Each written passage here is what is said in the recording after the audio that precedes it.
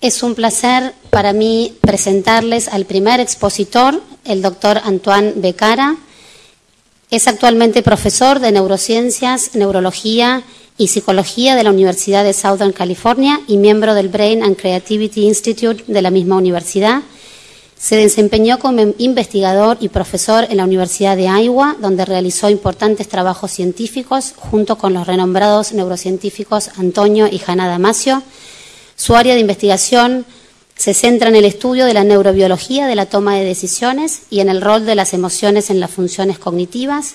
Es uno de los expertos internacionales en esta temática y su interés se extiende al impacto de las mismas en la economía y en otras actividades sociales. Con esta presentación, Antoine, esperamos tu conferencia. Muchísimas gracias, estoy tan contento de estar aquí. Muchas gracias, mi amigo Facundo, por la invitación. Lo que voy a tratar de hacer esta mañana será describirles brevemente algunos de los antecedentes teóricos de la manera en que los mecanismos cerebrales de decisión funcionan. Y esto tal vez cree los cimientos para gran parte de las presentaciones que se harán durante el transcurso del día de hoy. El objetivo principal de mi presentación de hoy es el siguiente. La decisión es un proceso críticamente dependiente en sistemas neurales que son importantes para el procesamiento de emociones y sentimientos. Voy a empezar revisando la historia vieja, la investigación sobre la adopción de decisiones y sobre todo el rol de los lóbulos frontales en la toma de decisiones. Esto data de un caso muy antiguo de una persona llamada Phineas Gage, que era un obrero y hubo una explosión. Él trabajaba con dinamitas y como pueden ver aquí, su cerebro se vio atravesado por una barra de metal en la parte frontal. Y lo que fue muy peculiar respecto de esta persona, del señor Gage, fue que después de su recuperación no sufrió déficits neurológicos obvios, no tuvo ninguna dificultad con el movimiento, ni sensorial, ni problemas con la memoria o el lenguaje, pero sí tuvo muchos cambios de personalidad.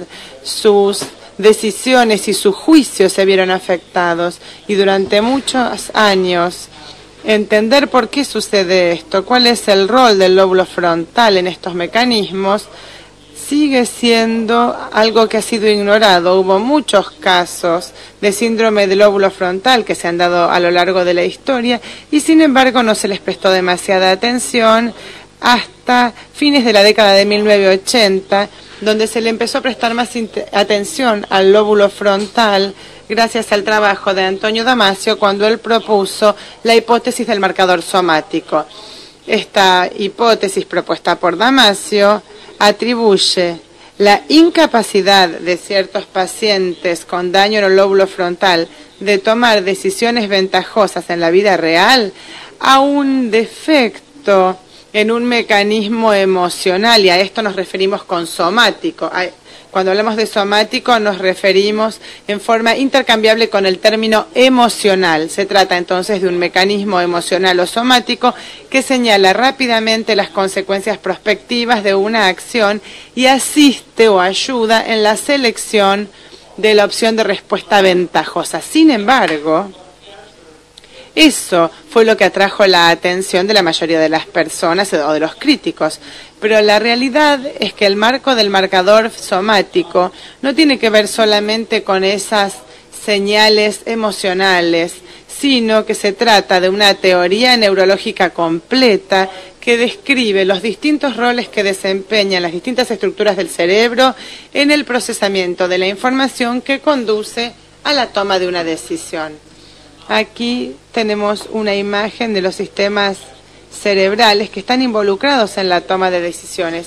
La idea de que la toma de decisiones y el rol de la corteza prefrontal es que trata de reunir la información que está siendo procesada en dos sistemas neurales amplios. Uno es importante para la memoria, sobre todo la memoria de trabajo, y hay diversas estructuras que tienen un papel fundamental en este proceso, incluso las áreas dorsolaterales de la corteza prefrontal, y hay otros sistemas que desempeñan un papel en este proceso, que son sistemas que se vinculan con la información que proviene de las vísceras o de las estructuras neurales que causan cambios viscerales, como el hipotálamo y gran parte de los centros autonómicos del tronco encefálico, y otras áreas que tienen que ver con la corteza posterior, y todas ellas desempeñan un papel en el procesamiento de la información afectiva o emocional. Y en la corteza frontal orbital esto desempeña un papel fundamental para reunir estas dos informaciones. La información procesada en la memoria se combina o se integra con la información emocional. Hemos hecho muchísimo trabajo acerca de la relación entre estos sistemas y la corteza orbitofrontal. Hemos visto las diferencias en otra área, por ejemplo la amígdala, y las diferencias en las funciones entre la amígdala y la corteza orbitofrontal. Todo esto forma parte de los marcadores somáticos, de ese marco de marcadores somáticos, y lo que atrae la atención de la gente es este aspecto de la teoría. Durante la ejecución de la toma de decisiones, hay una señal somática o emocional que es disparada por el cuerpo. Hay cambio en el ritmo cardíaco, en lo que uno siente en el estómago, y estas señales que vienen del corazón y de las vísceras desempeñan un papel, ofrecen un mecanismo de feedback que tiene influencia sobre las estructuras al nivel de la corteza y por lo tanto influyen sobre las decisiones. En nuestro trabajo reciente hemos tratado de explorar los sistemas cerebrales que desempeñan este papel, y hay evidencia preliminar de que el sistema de neurotransmisores como dopamina, serotonina, acetilcolina desempeñan un papel en la transmisión de estas señales que provienen del cuerpo y llegan al cerebro para influir o sesgar nuestras decisiones habitualmente de manera ventajosa. Entonces la teoría de los marcadores somáticos se basa en estos mecanismos, pero el mecanismo periférico es el que parece atraer la mayor parte de la atención. Esta es una imagen de las dos diferencias entre el marco de los marcadores somáticos. En uno de los mecanismos hay un mecanismo denominado body loop o bucle del cuerpo, donde la información desencadenada por el cerebro se expresa en el cuerpo, y esas señales del cuerpo desempeñan un papel y tienen influencia en las decisiones a nivel de la corteza. ¿Cómo lo probamos? ¿Cómo probamos la teoría del marcador somático? La primera tarea que teníamos que hacer era diseñar una tarea de laboratorio que midiera o detectara las dificultades que tenían estos pacientes con la toma de decisiones. Una de las cosas sorprendentes de los pacientes con problemas del lóbulo frontal es que, si bien los déficits en la vida real, la gente notaba que no estaban tomando decisiones correctas estos pacientes. Sin embargo, cuando venían a la clínica, a estos pacientes les solía ir bien en la mayoría de las pruebas neuropsicológicas, porque no tenían déficits de memoria, de lenguaje o de otras áreas obvias de la cognición. El desafío básicamente consistía en diseñar un instrumento de prueba que pudiera detectar estas dificultades en la toma de decisiones en el laboratorio. Y fue ahí cuando se creó el sistema Iowa Gambling Task, que logró captar